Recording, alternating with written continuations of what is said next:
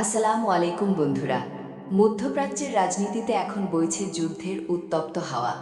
কয়েক দশক ধরে চলা ইরান এবং ইসরায়েলের ছায়াযুদ্ধ এখন সরাসরি সম্মুখ সমরে রূপ নেওয়ার দ্বারপ্রান্তে। 1,57,000 সাবস্ক্রাইবার সম্পন্ন আমাদের এই চ্যানেলে আজ আমরা এমন এক স্পর্শকাতর বিষয় নিয়ে আলোচনা করব যা পুরো বিশ্বের মানচিত্র বদলে দিতে পারে। কেন ইরান হঠাৎ করে এত আক্রমণাত্মক হয়ে উঠল? কি আছে তাদের সেই রহস্যময় ড্রোন আর মিসাইল ভাণ্ডারে? আর এই যুদ্ধে আমেরিকা বা রাশিয়ার অবস্থানই বা কী? এই সব প্রশ্নের উত্তর জানতে ভিডিওটি শেষ পর্যন্ত দেখুন। ঘটনার শুরুটা হয় 1 এপ্রিল, যখন সিরিয়ার রাজধানী দামেস্কে ইরানি কনসুলেটে এক ভয়াবহ বিমান হামলা চালানো হয়। এই হামলায় ইরানের রেভলিউশনারি গার্ডসের শীর্ষ পর্যায়ের কয়েকজন কমান্ডারের মৃত্যু হয়। আন্তর্জাতিক আইন অনুযায়ী যে কোনো দেশের কনসুলেট বা দূতাবাস সেই দেশেরই ভূখণ্ড হিসাবে গণ্য হয়। ফলে এই হামলাকে ইরান সরাসরি তাদের ওপর যুদ্ধ ঘোষণা হিসাবে দেখছে। ইরানের সর্বোচ্চ নেতা আয়াতুল্লাহ খামেনি পরিষ্কার বার্তা দিয়েছেন যে ইসরায়েলকে এই ধৃষ্টতার চরম মূল্য দিতে হবে। আর ঠিক তার কয়েকদিন পরেই আমরা দেখলাম ইতিহাসের অন্যতম বড় ড্রোন ও মিসাইল অ্যাটাক। কিন্তু ইরান কেন এত আত্মবিশ্বাসী? এর কারণ তাদের নিজেদের তৈরি বিশাল সমরাস্ত্র ভাণ্ডার। ইরান গত কয়েক দশকে পশ্চিমা নিষেধাজ্ঞা সত্ত্বেও ড্রোন প্রযুক্তিতে বিপ্লব ঘটিয়েছে। তাদের শাহেদ 136 ড্রোন, যাকে কামিকাজে ড্রোন বলা হয়, তার রাডারে ধরা পড়া বেশ কঠিন। এগুলো ওজনে হালকা কিন্তু লক্ষ্য ভেদে অত্যন্ত নিখুঁত।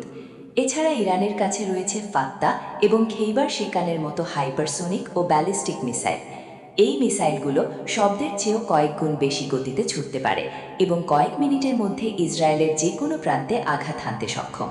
শুধু তাই নয়, ইরানের হাতে রয়েছে মধ্যপ্রাচ্যের সবচেয়ে বড় আন্ডারগ্রাউন্ড মিসাইল সিটি বা মাটির নিচে লুকানো ক্ষেপণাস্ত্র ঘাঁটি, যা শত্রুপক্ষের বিমান হামলা থেকে সম্পূর্ণ সুরক্ষিত। যুদ্ধের হিসাবটা শুধু ইরান আর ইসরায়েলের মধ্যে সীমাবদ্ধ নেই। ইরানের আসল শক্তি ছড়িয়ে আছে পুরো মধ্যপ্রাচ্য জুড়ে।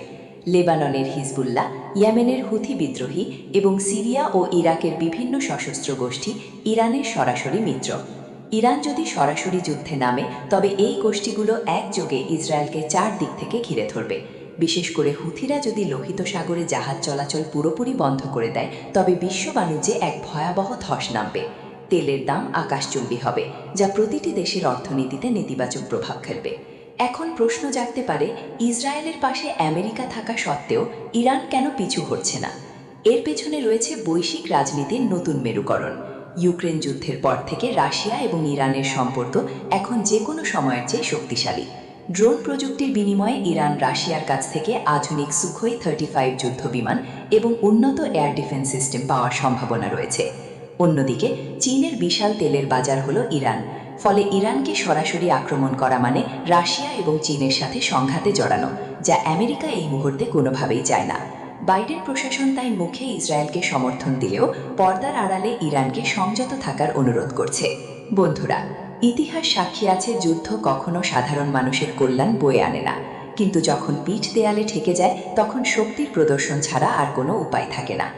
ইরান কি তাদের প্রতিশোধের নেশায় পুরো মধ্যপ্রাচ্যকে জ্বালিয়ে দেবে, নাকি বিশ্ব নেতারা আলোচনার মাধ্যমে এই বিপর্যয় এড়াতে পারবেন? আপনাদের কি মনে হয়, ইরানের এই কঠোর অবস্থান কি সঠিক? কমেন্টে আপনার মতামত অবশ্যই জানাবেন। আমাদের এই চ্যানেলটিকে আরও এগিয়ে নিতে সাবস্ক্রাইব করে পাশে থাকুন। দেখা হবে পরবর্তী ভিডিওতে। আল্লাহ হাফেজ।